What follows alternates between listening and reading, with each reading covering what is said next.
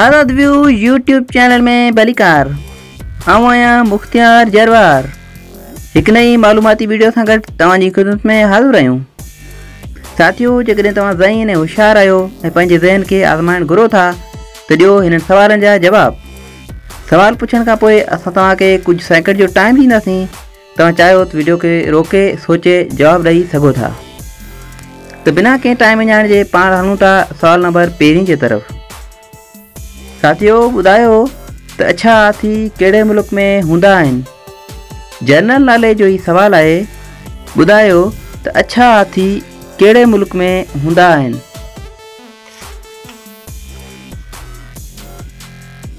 जवाब थाईलैंड में।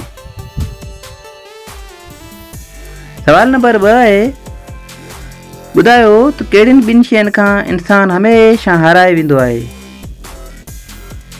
साथियों, ॿुधायो त कहिड़ियुनि ॿिनि शयुनि खां इंसान हमेशा हाराए वेंदो आहे?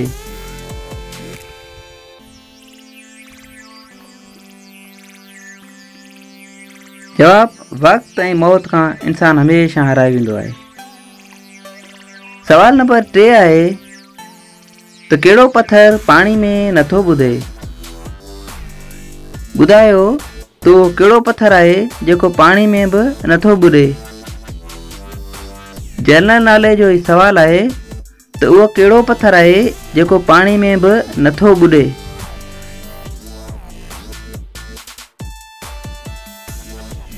जवाब आतिशफशानी पत्थर। सवाल नंबर 4 आहे त इंसान जे मथे ते केतिरा वार हूंदा आहिनि? जनरल नाले जो ही दिलचस्प सवाल आहे त ॿुधायो त इंसान जे मथे ते केतिरा वार हूंदा आहिनि? साथियों, जेकॾहिं तव्हां चैनल ते नवां आहियो चैनल खे सब्सक्राइब ज़रूरु कजो। नोटिफिकेशन जे लाइ घंटी वारे बटन खे ज़रूरु दॿाइजो। त सवाल हो त इंसान जे मथे ते केतिरा वार हूंदा आहिनि? जवाब आहे तक़रीबन 1 लख वार हूंदा आहिनि। साथियों, असांजी ही वीडियो तव्हांखे कीअं लॻी पंहिंजी राय जो इज़हार ज़रूरु कजो। दुआ में यादि रखिजो। अल्लाह हाफ़िज़।